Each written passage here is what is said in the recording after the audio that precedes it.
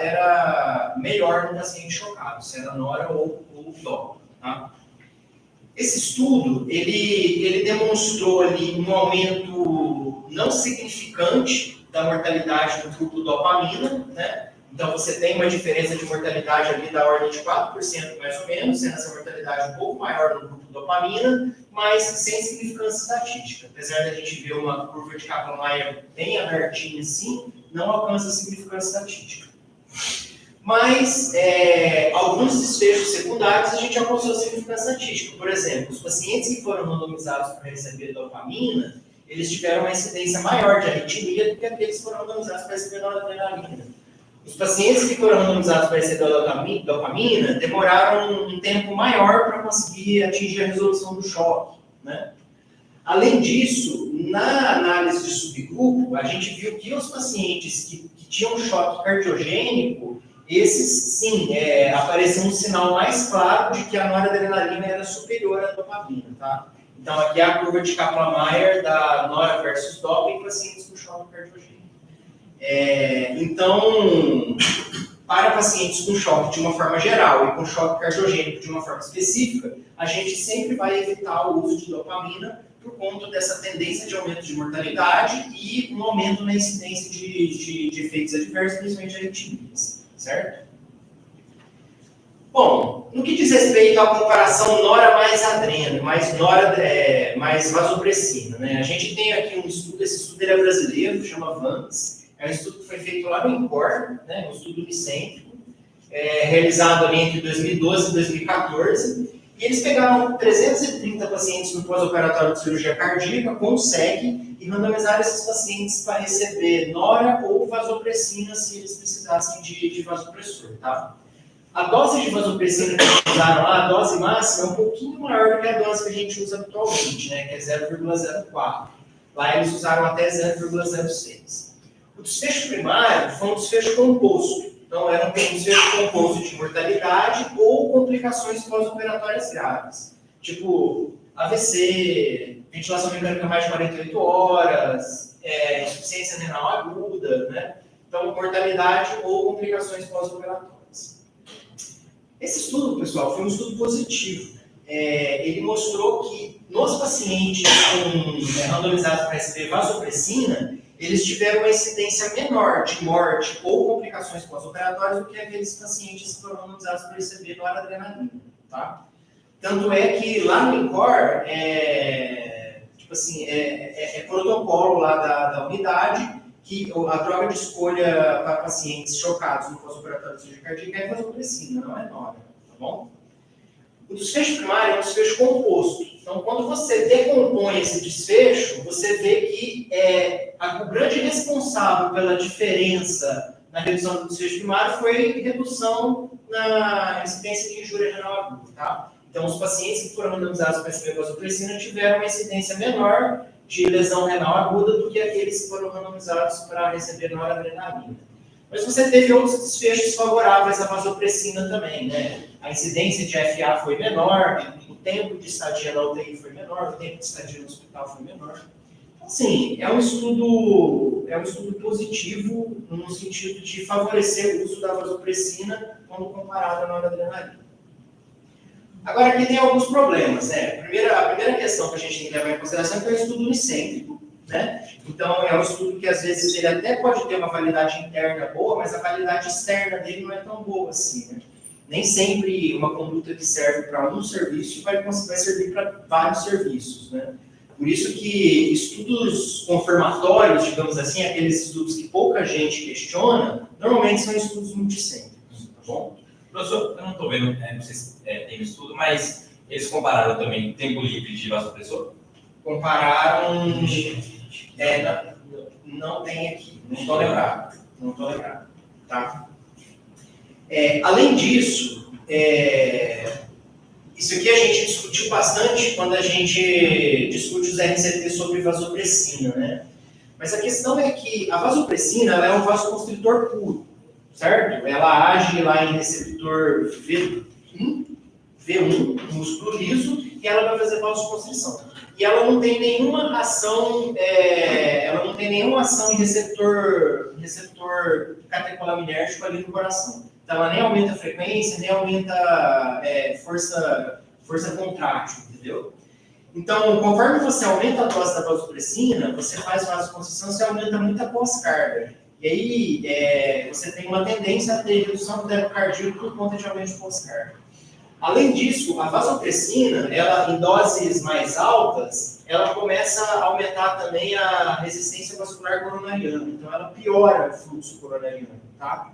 Então, existe essa relação entre o uso da vasopressina, aqui em doses crescentes, e uma redução do débito cardíaco, né?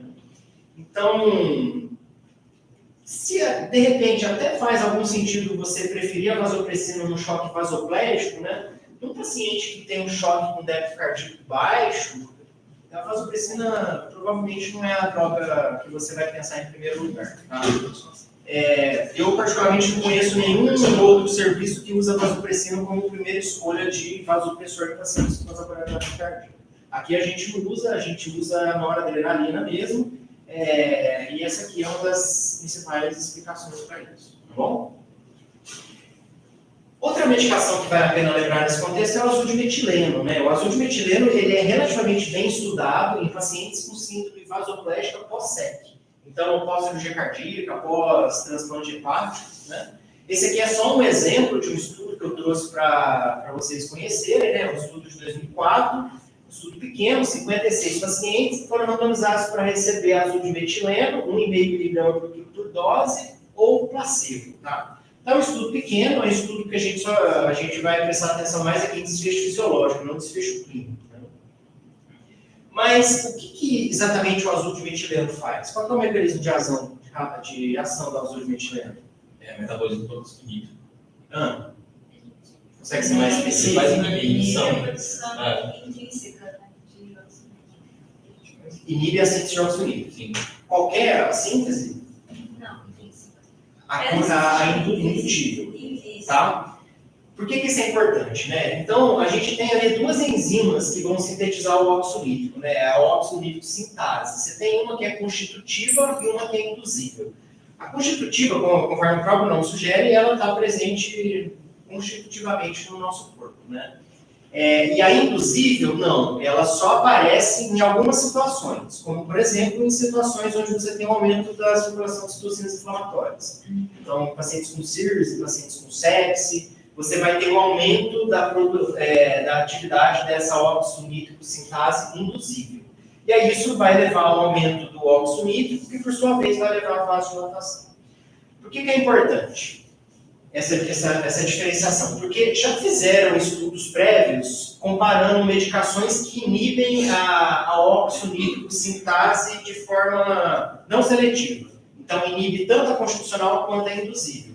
E esses estudos mostrou que essas medicações elas pioram o desfecho do paciente, elas aumentam a mortalidade até. Mostrando que é importante a gente manter esse equilíbrio entre vasoconstrição e vasodilatação para conseguir manter o fluxo sanguíneo, tá? Para os tecidos ali. O azul de metileno, ele só vai inibir a óxido nítrico sintase induzível, né? Então, ele é um pouco mais específico, ele só inibe aquela enzima que está com uma atividade maior no contexto de inflamação, tá? Bom, voltando para aquele trabalho lá, né, o que a gente percebe é que os pacientes que foram randomizados para receber azul de metileno, eles tiveram uma resolução muito, muito rápida da síndrome vasoplégica, enquanto que o grupo controle demorou um tempo bem maior para conseguir resolver essa síndrome vasoplégica, tá? Então aqui é 4 dias, aqui 5 dias, e por aí vai. Aqui é 2 dias, né, 48 horas, 2 dias, tá bom? Então, os pacientes que usaram azul de metileno, eles resolveram bem rapidamente a questão da síndrome vasoplégica. E, no que diz respeito a desfecho clínico, apesar desse estudo ser um estudo pequeno, ele não tem poder estatístico para avaliar desfecho clínico, a gente tem esse sinal aqui de benefício no azul de metileno no que diz respeito a desfechos clínicos, como mortalidade, necessidade de diálise, tempo de choque, por aí vai. Tá? Então, é uma droga que vale a pena lembrar. vale a pena lembrar que ela existe e vale a pena, em algumas situações, utilizar, tá? Principalmente quando o paciente está vasoplégico. O que é aqui a síndrome vasoplégica? Era pacientes com choque, com resistência vascular sistêmica baixa e débito cardíaco normal alto, entendeu? Então a gente está falando de vasoplegia mesmo aqui, a gente não está falando de choque hipodinâmico, tá bom? Eventualmente a gente usa o azul de metileno, tá? Então é isso, assim, no que diz respeito a drogas vasoativas, né? A primeira escolha acaba sendo a noradrenalina mesmo. Quando o paciente está muito chocado e ele está com dose alta de noradrenalina, eventualmente a gente associa a vasopressina e eventualmente a gente usa o azul de metileno, principalmente naqueles pacientes que estão com um caráter mais vasoplégico mesmo ali do choque, tá bom? Dopamina e adrenalina a gente praticamente não usa como vasopressor nessa população. Tem tempo de uso do azul? O azul de metileno, cara, as doses elas vão variar de estudo para estudo, tá? Mas normalmente usa até ali uns 4, 5 miligramas por quilo por dia, não mais do que isso. Você pode usar em infusão contínua, você pode usar em bolos, né? E assim, os estudos eles são pequenos e normalmente eles não usam essa droga por muito tempo, eles usam por pouco tempo, tipo 1, 2 dias no máximo. Porque o negócio é para tratar uma síndrome vasoplégica que normalmente, principalmente no pós-operatório, é uma coisa que se resolve rápido, né? O paciente não fica com uma vasoplegia pós-SEG por uma semana, assim. É um negócio que normalmente se resolve ali em 24, 48 horas. Bom, FA no pós-operatório de cardíaca. Isso é um tema que ele é bastante importante para a nossa prática, né? A incidência de FA no pós-operatório de cardíaca é bastante alta, né? Em cirurgias valvares chega até 50%, cirurgias combinadas chega até 60%. Naquele estudo do INCOR que a gente mostrou agora há pouco, no grupo NORA, 83% dos pacientes fizeram FA. Então, é bastante comum a gente ter FA no pós-operatório de cirurgia cardíaca, tá? O pico da incidência de FA não é no pós-operatório imediato, às vezes é mais intuitivo a gente imaginar que é no pós-operatório imediato, né? Mas não é. O pico de incidência é ali em torno do segundo dia, terceiro dia, tá? É quando tem um risco maior desses pacientes fazerem FA. A gente sabe que a FA no pós-operatório de cirurgia cardíaca está associada a piores desfechos, então está associado ao aumento do risco do paciente fazer eventos tromboembólicos, aumento de tempo de internação, aumento de mortalidade, mesmo em desfechos aí de longo prazo, você acompanha esses pacientes aí meses, anos depois da cirurgia, ainda assim, os pacientes que fizeram uma FA ali no pós-operatório têm piores desfechos a longo prazo, tá bom?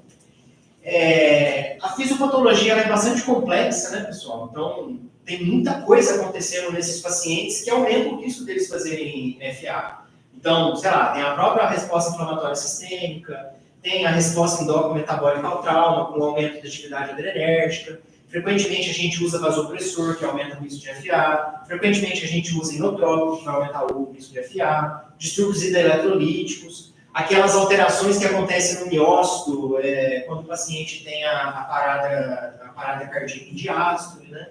Então, muita coisa pode acontecer que explica por que é tão alta a incidência de FA nessa população, tá?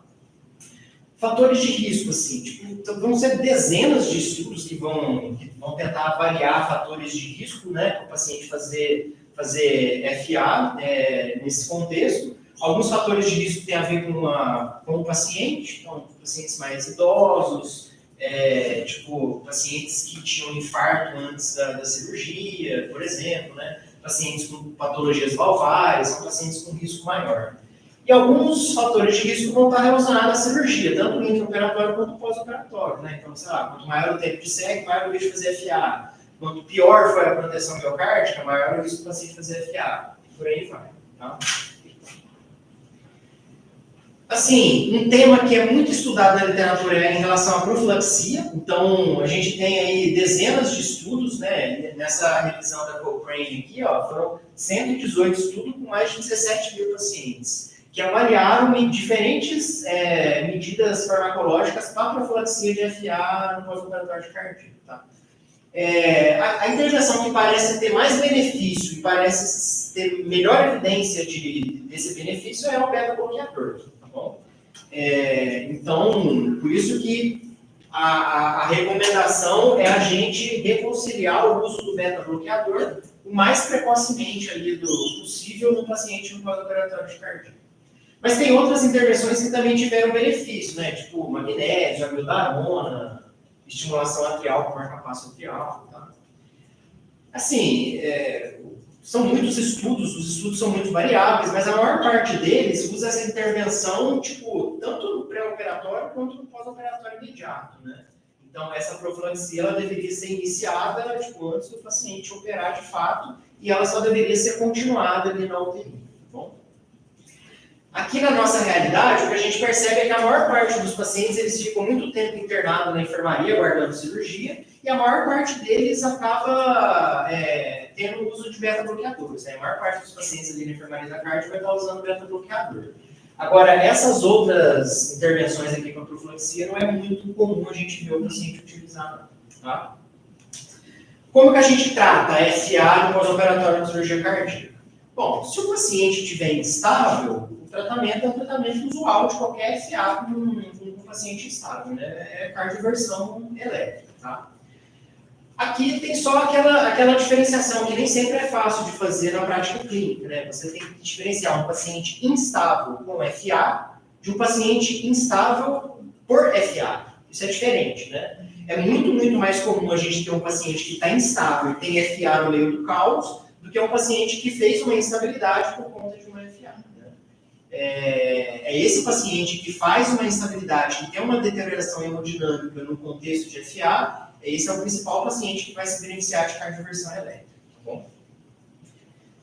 Se o paciente não está instável hemodinamicamente, tem essa questão, né? Será que eu faço controle de ritmo? Será que eu faço controle de frequência? A gente tem um ensaio clínico randomizado do New England, 2016, que testou exatamente isso, né? Controle de ritmo versus controle de frequência em FA no pós-operatório de cirurgia cardíaca. São 523 pacientes. Os pacientes que foram randomizados para o grupo controle de ritmo, a princípio era controle de ritmo com amiodarona, por 24 a 48 horas. Se depois de 24 a 48 horas eles não revertessem para o ritmo sinusal, aí era feita cardioversão elétrica. E nessa população, a recomendação era manter a amiodarona mesmo após a alta hospitalar, por pelo menos 2 meses. O grupo controle era controle de frequência com medicações cronotrópicas negativas, tipo beta-bloqueador, bloqueador de canal de cálcio não diluído, aquelas medicações, tá? O estudo, assim, ele foi neutro, né, o desfecho primário foi dentro de internação hospitalar, foi 5 dias, bem parecido em ambos os grupos. No que diz respeito à reversão para ritmo sinusal, o que a gente percebe? Os pacientes que foram randomizados por controle de ritmo, eles tiveram digamos assim, uma incidência maior de reversão para ritmo sinusal, tanto em 7 dias, né, quanto em 60 dias. Né? Em 60 dias, praticamente 98% dos pacientes que foram randomizados para controle de ritmo, de fato, tinham controlado o ritmo. Enquanto que nos pacientes que foram randomizados no grupo controle, 93,8% tinham revertido para ritmo sinusal. Tá? Então, aqui 2 conceitos. Primeiro, a maior parte, a grande maioria dos pacientes vai acabar revertendo para o ritmo sinusal depois de alguns poucos dias, certo? Mas, para aqueles pacientes que foram randomizados para controle de ritmo, essa taxa de reversão para o ritmo sinusal parece ser um pouco maior. Acho que essa que é a informação aqui desse trabalho, tá? Quando a gente junta esses estudos em uma meta-análise, né, a meta-análise ela é bem neutra, né? Então, aqui 8 RCTs, quase 1.000 pacientes, e a gente não vê grandes diferenças em relação ao controle de ritmo versus controle de frequência, no que diz respeito a desfecho mais duro, assim, tipo mortalidade, tempo de internação e por aí vai, tá bom? Então, parece ter uma vantagem muito clara entre uma intervenção e outra. Ué? Deixa eu sumir um slide aqui. Tinha que ter um slide aqui. Então, assim, o que a gente faz na prática clínica, né? O que acontece muito no dia a dia é que quando o paciente faz um FA, normalmente ele está usando droga vasoativa ou inotrópica. É muito comum acontecer isso, né? Então, o paciente está lá com um pouquinho de droga vasoativa, com um pouco de dobuta e tal, e aí faz o PFA. E aí, esse paciente ele tem contraindicação a fazer medicações cronotrópicas negativas. Você não vai dar beta-bloqueador para o paciente que está usando inotrópico. Você não vai dar um bloqueador de canal de cálcio para o paciente que está usando noradrenalina, entendeu?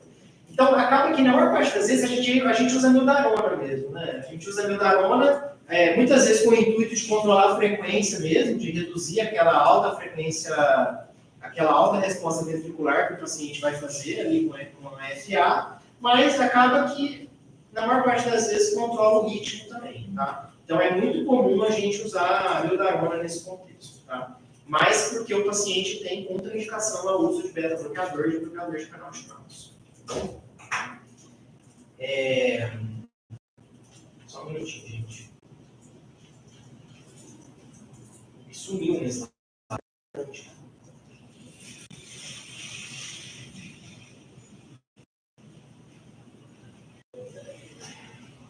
Mas eu sei isso. Vocês abriram o né? Eu sempre salvo em PDF, porque sempre dá problema na hora de testar o arquivo de PowerPoint. Aí no PDF vai aparecer o slide esse aqui. Bom, já falamos, né? Controle de frequência, agora anticoagulação. É um tópico ainda nebuloso, né? Tem a indicação de anticoagular esses pacientes ou não. A gente sabe que o paciente que faz FA no pós-operatório é um paciente que tem risco maior de fazer eventos tromboembólicos. Agora, se existe benefício em anticoagular esse paciente, aí é uma outra questão ainda em aberto.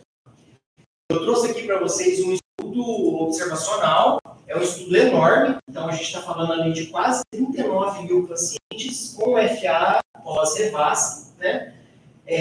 Dos quais 25% receberam anticoagulação.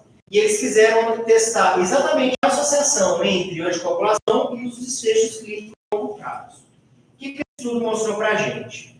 Aqui, ó, AVC isquêmico.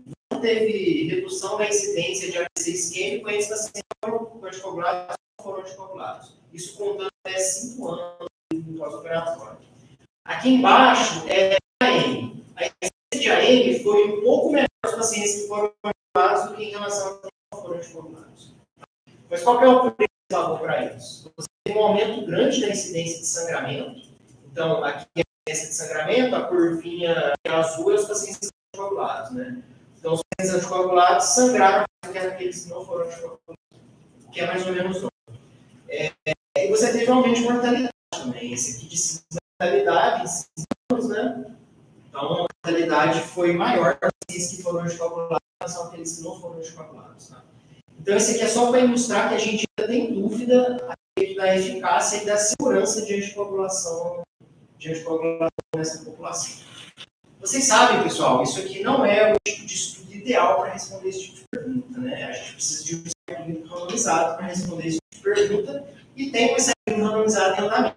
Tá? Aqui é o clinicaltrial.gov, né? Então, a maior parte, os principais ensaios randomizados, eles acabam sendo registrados aqui nesse site. Olha lá, tem um estudo com mais de 3 mil pacientes randomizados, né?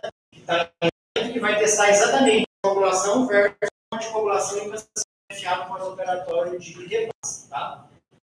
A previsão é que o estudo seja do ano que vem.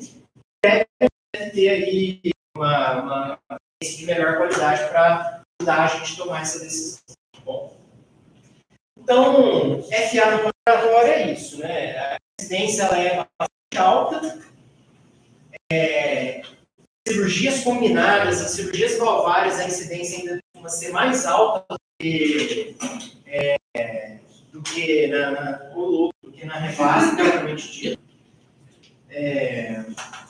Mudou a janela lá, o pessoal da... Estou pedindo aqui, sinceramente. Coloca lá agora. Agora a gente...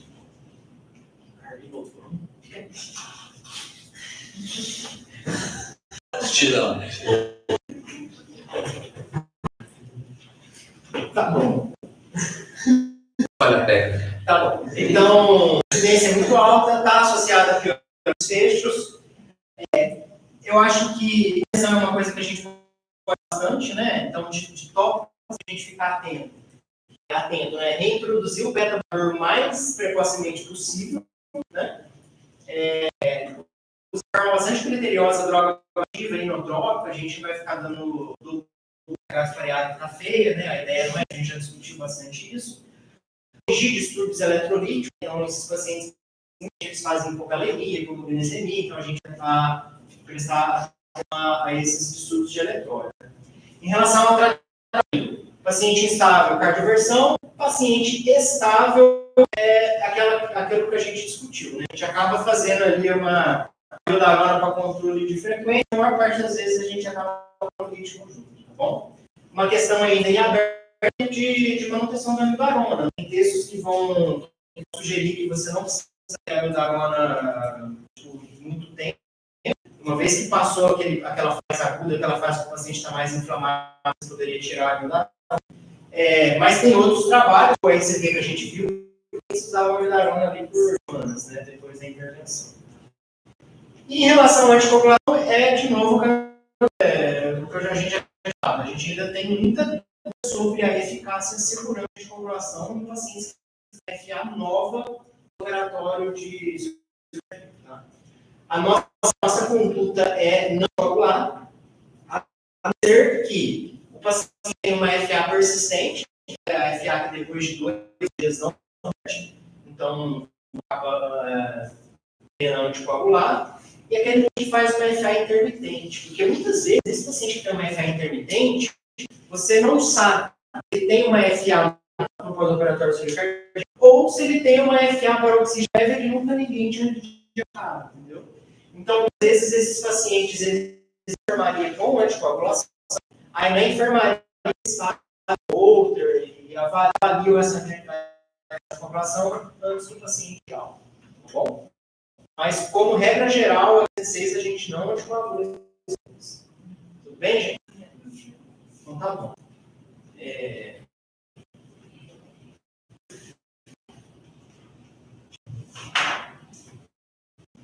Agora não.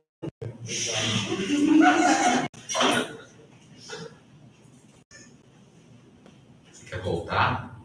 Não, PDF. mas tem para trás. Agora. Tá. O tópico aí em relação ao manejo hemodinâmico é esse infarto pós-repasse. A ideia é o seguinte: mas já fez uma cirurgia. Então, você fez o coração. Então, você fez lá uma cardioplegia, né? Você fez lá uma radiada, parou esse coração. Melhor que seja a sua proteção miocárdica, algum grau de lesão ali você vai ter. Falar que em várias cirurgias você abriu o coração para operar. Em até que não, mas em cirurgias que me por exemplo, você abrir o coração para operar. O que eu estou querendo com isso é que é normal, esperado, que esses pacientes tenham um aumento do marcador de necrose miocárdica no pós-operatório, entendeu? Então, vai acontecer, né? Aqui só dois mostrando isso, né? A parte dos pacientes vai ter um aumento do marcador de necrose miocárdica no pós-operatório de cirurgia cardíaca. O ponto de corte, a gente define o que é o infarto pós-revasco ou não, ele é meio arbitrado, assim, né? É um ponto de corte onde aquele ponto de nível sério do marcador de miocárdico começa a ser associado com piores riscos, tá? E como que a gente define infarto pós-revasco atualmente? Existe a quarta definição universal de infarto, é um texto de 2018. Então, a gente tem lá o infarto tipo 1, 2, 3, 4. O infarto pós-revasque é o infarto tipo 5, tá? Ele é definido.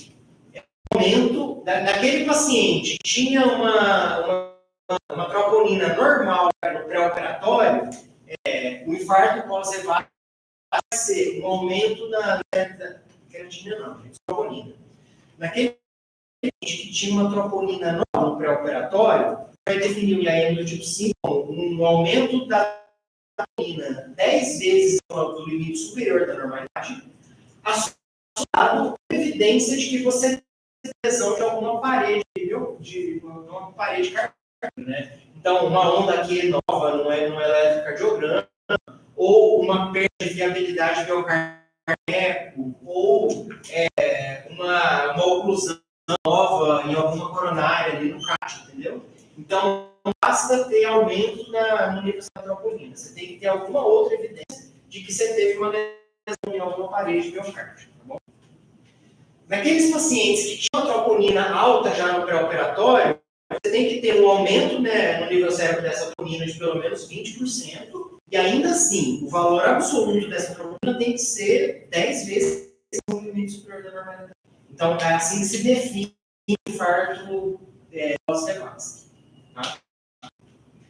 A incidência, ela gira ali em torno de 14%, tá?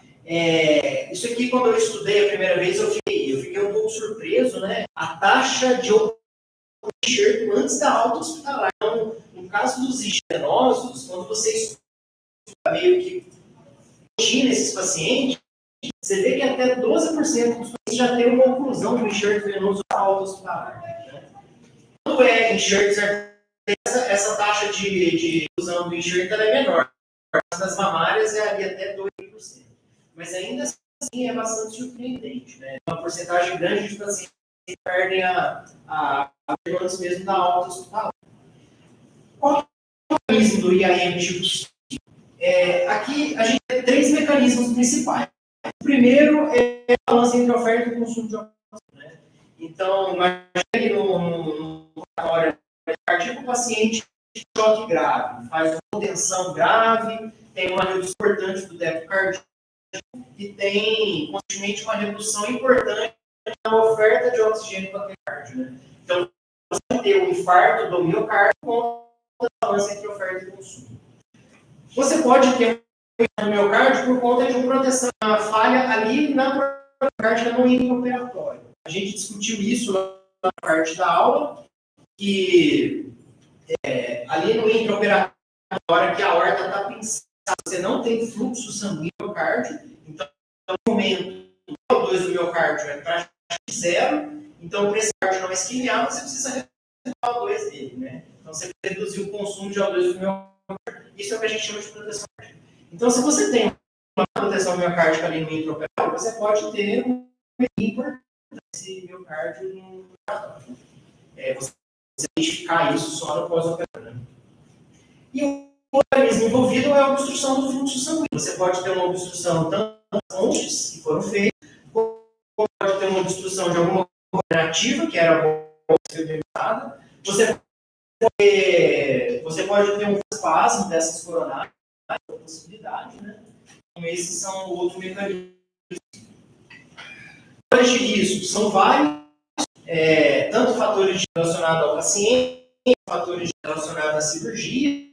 Aqui é mais ou menos parecido com a que a gente teve em relação à FA, né? Então, pacientes mais idosos, mulheres parecem ter um risco de fazer infarto pós-revasc, pacientes arteriais, pacientes que têm um leito muito ruim, e pacientes com risco maior de ter IAM pós-revasc, né?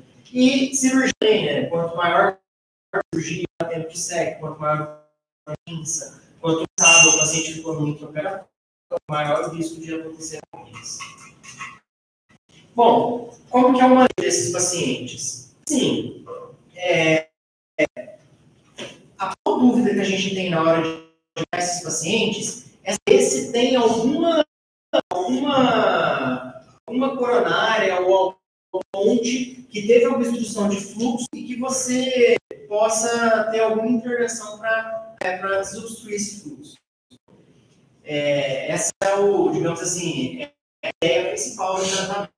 Então, em paciente com pós-revasc, bem diagnosticado, bem documentado, a indicação é fazer, né? Então, é fazer e aí você vai ter as possibilidades. Ou você não tem doença em relação a fluxo, então o fluxo está preservado, o infarto foi por causa de outro mecanismo, nesse caso, o tratamento clínico, né?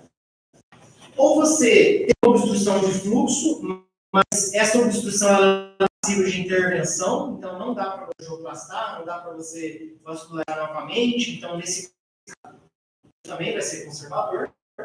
E a terceira opção é você teve uma obstrução de fluxo, mas o fluxo é passivo de você pode angioplastar, você pode eventualmente revascularizar novamente, e aí nessa indicação é de angioplastar ou revascularizar, tá bom?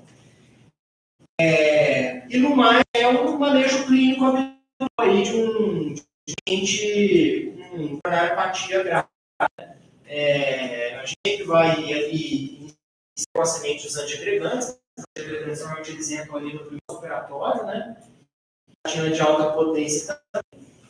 Eventualmente, a gente acaba usando o clopidogrel, então a cirurgia cardíaca normalmente sinaliza a gente, né? Então, quando o leito distal é muito ruim, quando precisou fazer esterectomia nas coronárias, normalmente nesses casos necessitam aí que a gente mantenha a paciente com duplicção. Isso aqui é muito importante, né? Naquele primeiro pós-operatório, a gente caprichar no manejo hemodinâmico, para a gente evitar ao máximo que o paciente faça uma injúria miocárdio, faça parte do miocárdio por conta de que oferta o consumo de oxigênio. Então, prestar atenção em não deixar o paciente ficar tenso, o paciente fique hipotenso, e aquela coronária que acabou de ser trombosada, ela tem um par de fazer trombose. Então, a gente prestar muita atenção de variável ali nessa fase mais aguda. Tá? Tudo bem até aqui, gente? Tem uma pergunta do Dr. Lobão, que perguntou aqui no chat, e sobre o uso de azul de veneno. Se ele é realmente como ele é usado, por meio miligrama por quilo, até 5, qual é que é usado aqui na Unicamp, de literatura? A experiência que eu tenho aqui na minha prática aqui, a gente usa azul de metileno bem esporadicamente, não é muito comum. A dose que eu costumo usar é 1,5 ml por quilo, diluído em 100 ml de cristalóide, dividido em 30 minutos. Então, para um paciente médio de 70 quilos, dá mais ali 100 miligramas. E assim, qual é a frequência? A gente costuma usar no máximo 1 a 2 vezes. Porque até o estudo mostrou, né, de que a vasologia resolve muito rápido. E quando a gente usa, o paciente só tem vasoplegia, não tem nada associado, não tem mais nada associado, a resposta é muito rápida mesmo. Então, o paciente tem uma melhora importante, né, que sustenta. Então, a gente usa ali 1, 2 vezes no máximo. Eu não lembro de situações onde eu usei azul de metileno, porque 2, 3 vezes, assim. Eu não tenho experiência de usar azul de metileno mais do que isso. Tá? Em relação à parte de história, lembrando que falando das particularidades do da cirurgia cardíaca. Tá? Aqui, eu trago para você a guideline lá do ERAS, então publicada ali no JAMA de 2019. A recomendação do ERAS é que o paciente no pós-operatório de cirurgia cardíaca deve ser estudado mais precocemente, né? De preferência das primeiras horas após a cirurgia. Aqui na nossa a gente vê que isso é comum, né? A gente consegue estudar bem rápido os pacientes com exceção dos pacientes paróquicos.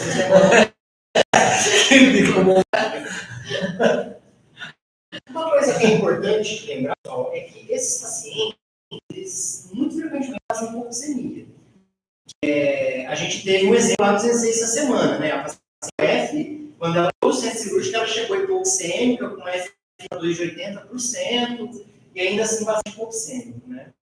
O que acontece é que quando o paciente está em as trocas gasosas, elas vão acontecer pela membrana oxigenada, né? Então, muitas vezes, nesse momento, os pulmões eles ficam até excitados ali, né? Precisa até de paciente de ventilador mecânico, os pulmões até para melhorar a função do campo. E as coisas estão acontecendo ali na membrana oxigenadora. Então, é muito esperado que você fazer no pós-operatório de cardíaco. Porque na hora que você volta o paciente para ventilação mecânica, está tudo eterofasiado. Então, é muito comum no pós-operatório de cardíaco a gente ter essa base esquerda velada, né? Tanto por conta da ectasia, quanto por conta de um pouco de inflamação, da manipulação da mamária, que fica aqui nessa etapa. Em consideração essa questão da ectasia, já testar manobras de recrutamento alveolar para tratamento dessa população. Esse estudo aqui é um estudo lá do ICOR também, tá? É um estudo do Jean 2017. Foram 320 pacientes adultos que estavam na UTI no pós-operatório de cardíaco e que estavam com hipoxemia. Reparem que nem era uma hipoxemia tão importante, né? A gente está falando de uma fração PF menor que 250. Esses pacientes eles são randomizados para dois grupos. Um grupo era um grupo controle, onde os pacientes ficavam em modo separado. Eram 3 insuflações sustentadas em modo separado, com a pressão de 20 centímetros de água. O grupo intervenção é recrutamento alveolar. 3 ciclos de insuflação, 60 segundos cada, uma PIC de 30 e um pressure de 15. Então, a pressão de PIC de 15, né? Então, eram pressões bastante elevadas, tá? O estudo foi positivo, tá, pessoal? O estudo foi complicações pós-pulmonares, complicações pulmonares ali durante a internação. Tudo foi positivo no sentido que ele reduziu essas complicações pulmonares, tá? Então, o Alicor também tem essa conduta de recrutar um pós-operatório de cardíaco que está em poucos anos. Aqui ele faz isso.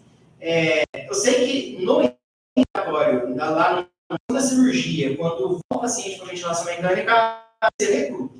Mas eu não sei qual é o protocolo que eles fazem, empírico, não sei bem como é. Mas na UTI, a gente não tem esse hábito de fazer recrutamento dessa população. Mas isso é importante a gente lembrar que, normalmente, o mecanismo de hipoxemia nessa população é a atelectasia. Então, muitas vezes a gente vai melhorar essa hipoxemia pressando a via aérea do paciente, né? Então, mobilizando o paciente, fazendo VNI, fazendo fisioterapia respiratória, fazendo coisas ali para tentar abrir a área que está atelectasiada.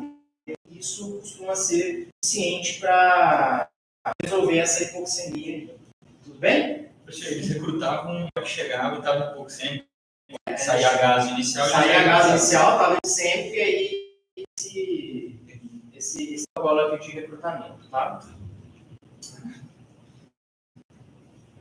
Vamos em frente? Bom, em relação a sangramento, né? O paciente no pós-operatório cardíaco é um paciente com risco de sangramento. As explicações são várias. Você tem diluição ali pelo prime, né? Quando você faz o prime ali no circuito da série, você acaba diluindo o paciente. Você tem consumo de plaquetas, fator de coagulação pela SEC, pela própria CIRS. Você tem uso de heroína não fracionada durante a SEC. O paciente, ele chega no centro cirúrgico térmico, ele está acidótico, ele está com hipocalcemia.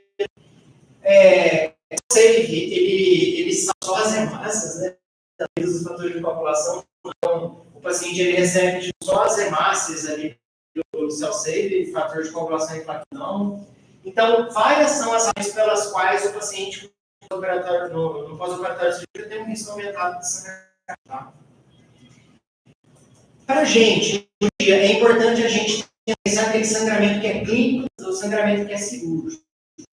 Quer dizer, a maior parte dos pacientes que estão com sangramento aumentado, a razão desse sangramento é uma razão clínica, é uma coagulopatia, é alguma coisa que está acontecendo no paciente que você consegue resolver sem precisar de exploração cirúrgica, entendeu? Então, corrigir uma acidose, corrigir uma hipotermia, corrigir o distúrbio de coagulação. Apenas 1 a 3% dos pacientes vão precisar de uma restrição cirúrgica para conta desse sangramento. A gente faz um manejo clínico do paciente que está sangrando. Primeira coisa importante, a gente se assegurar que os estão patentes, que não tem nada líquido ali. Porque aqueles drenos, além deles mostrarem para a gente o quanto que o paciente está sangrando, eles servem para evitar que o paciente tampone.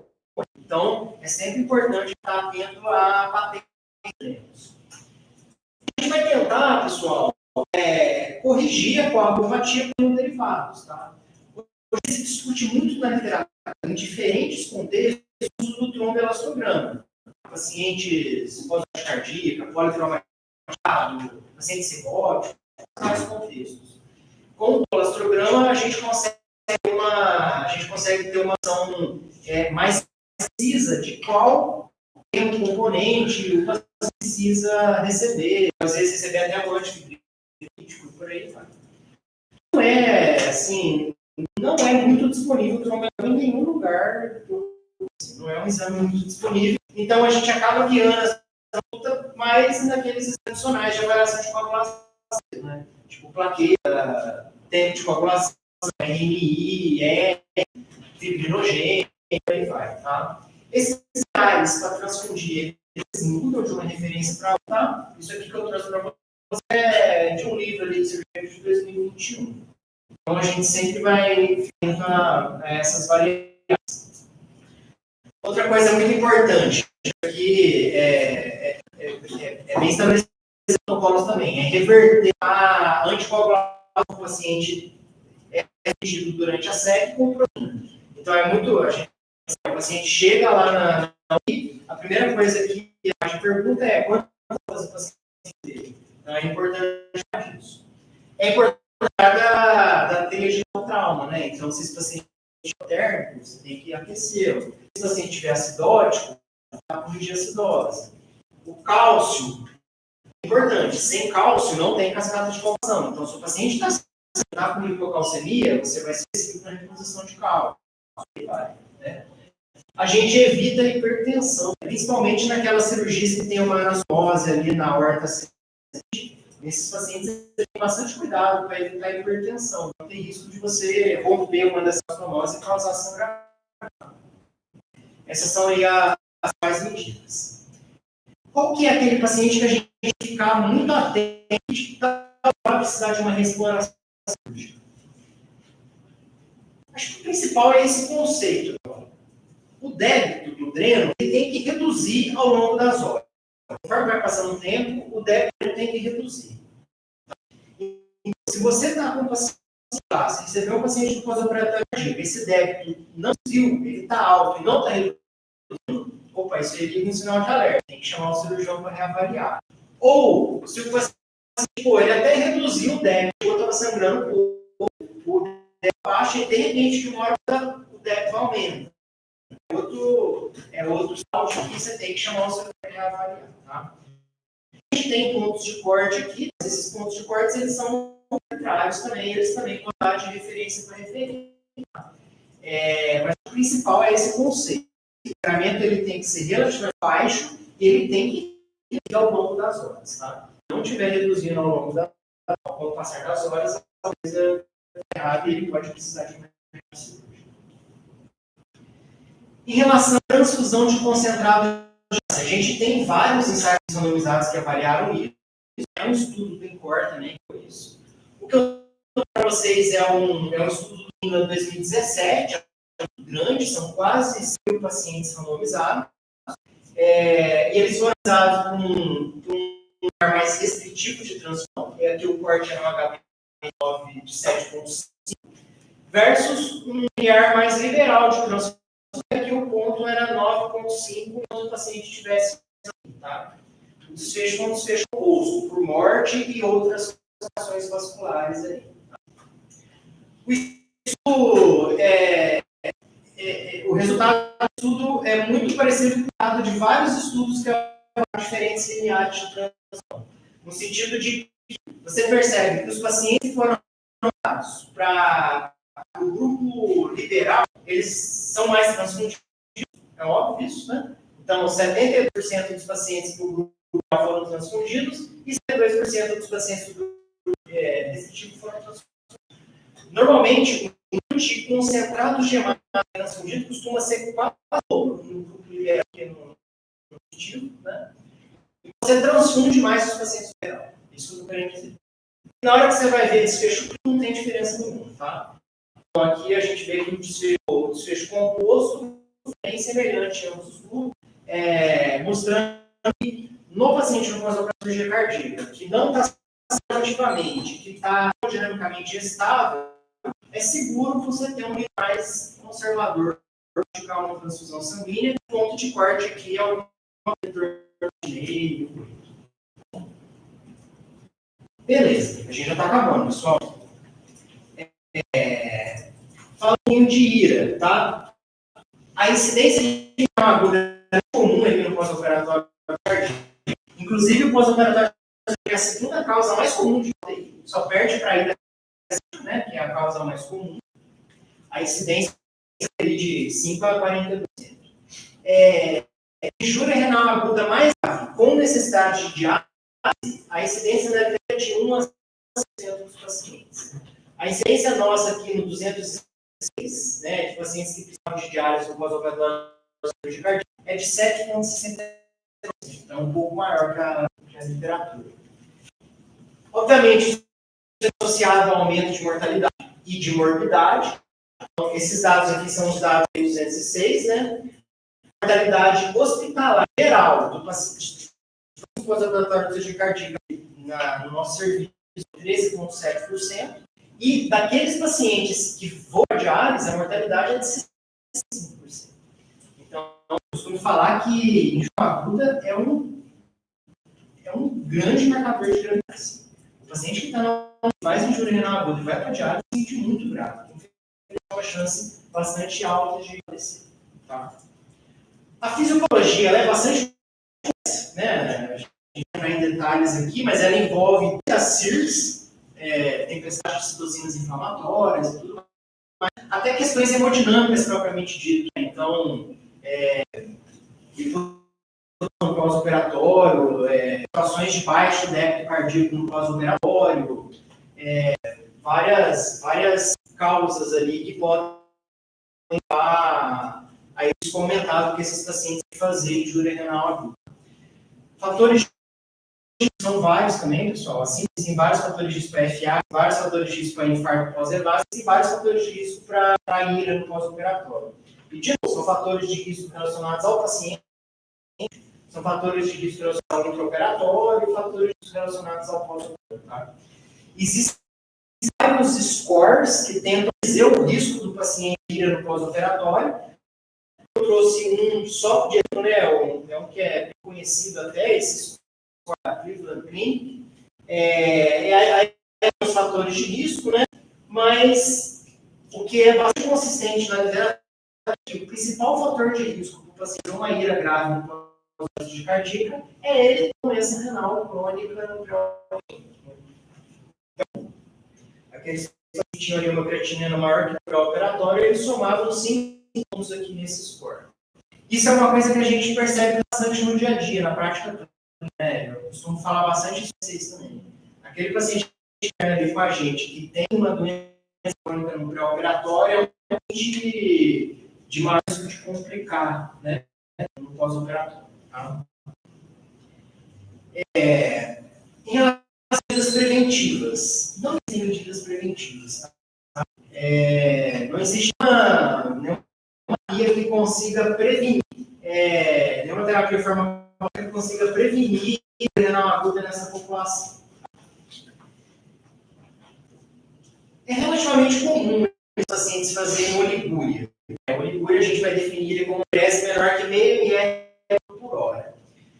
Eu sempre falo para vocês prestarem atenção. Naquelas horas que o paciente chega aqui, às vezes ele urina bem. Por quê? Esses pacientes, às vezes, eles foram diluídos ali no intraoperatório. De novo, aquela hemodiluição prime ali da SEC, né?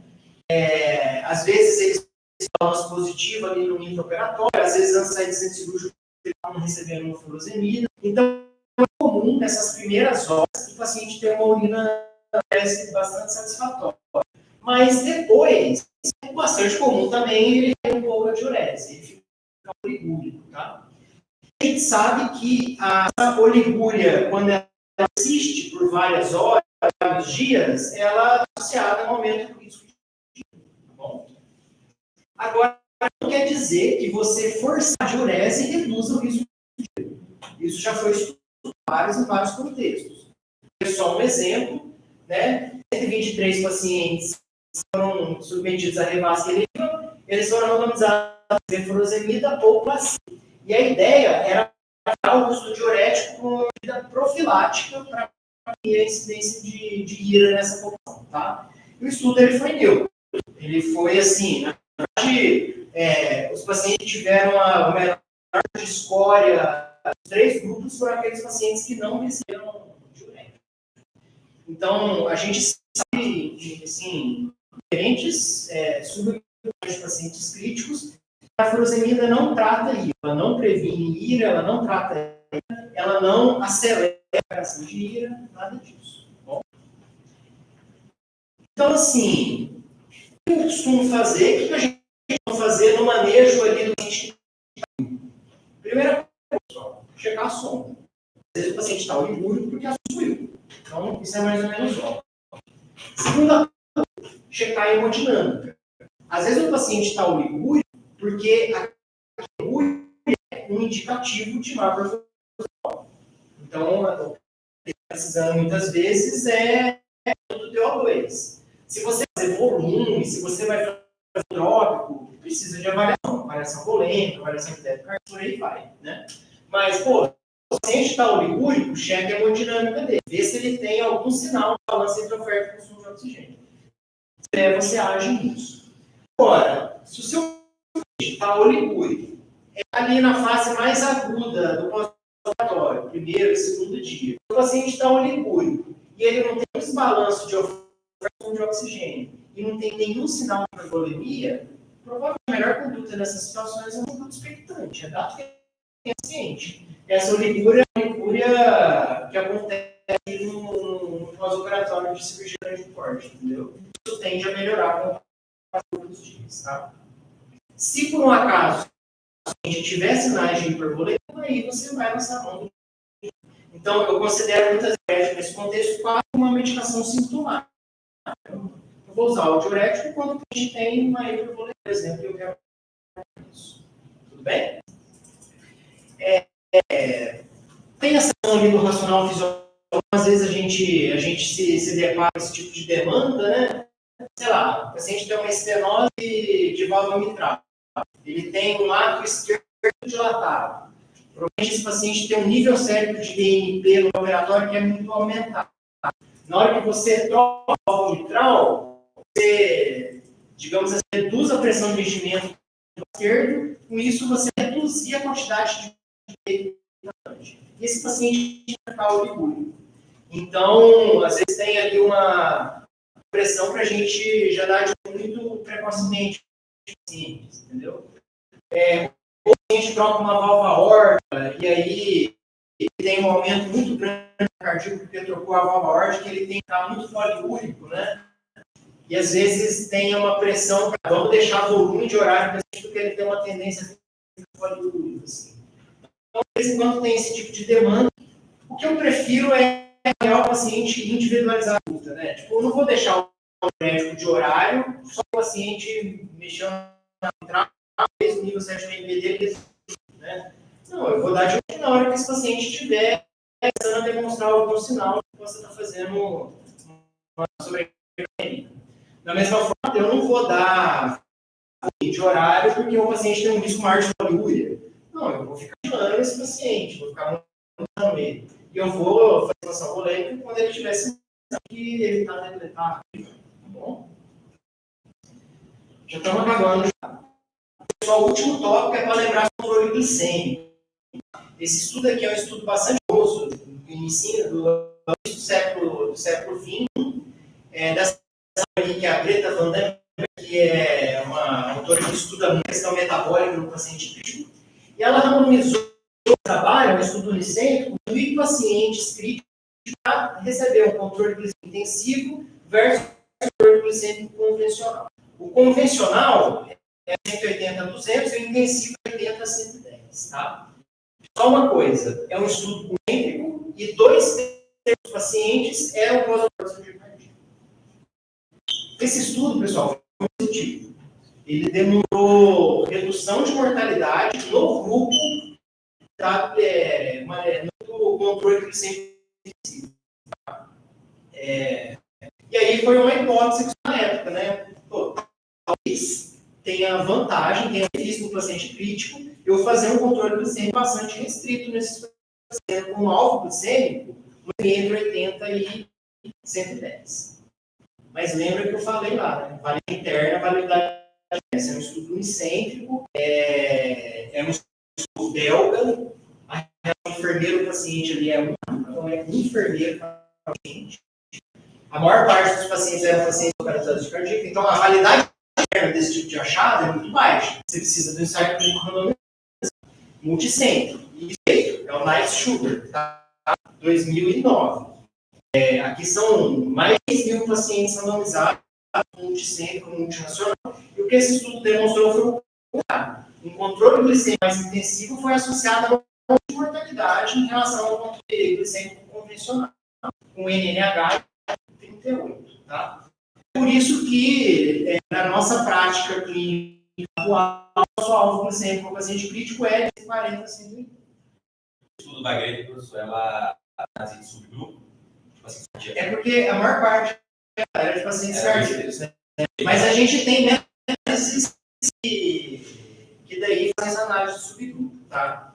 O que essas meta-análises mostram é que no paciente geral, em UTIs mistas, você não tem benefício em ter um controle glicêmico mais restritivo. Então, a meta seria aquela 180 mesmo.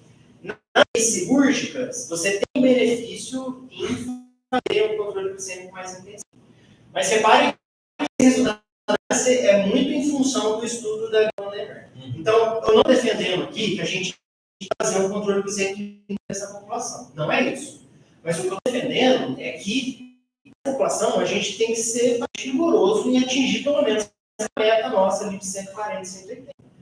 Muitas vezes, quando é um paciente clínico, um paciente já diabético, um paciente que está na UTI já há 2, 3 semanas, a gente faz vista grossa para aquela glicemia de 200, 210, não é isso? Pós-operatório de cirurgia, principalmente o paciente na fase mais aguda. Eu acho que nesse paciente tem que ser bastante rigoroso para tentar manter as glicemias ali dentro desse intervalo recomendado, tá bom?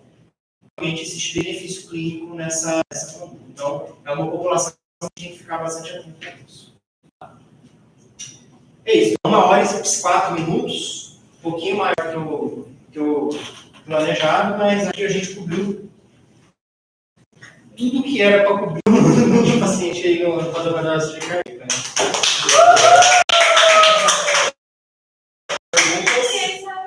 Agradece o público. Ser maior que Olha, gente, assim, para quem está assistindo a instância, se for ela uma pegadinha,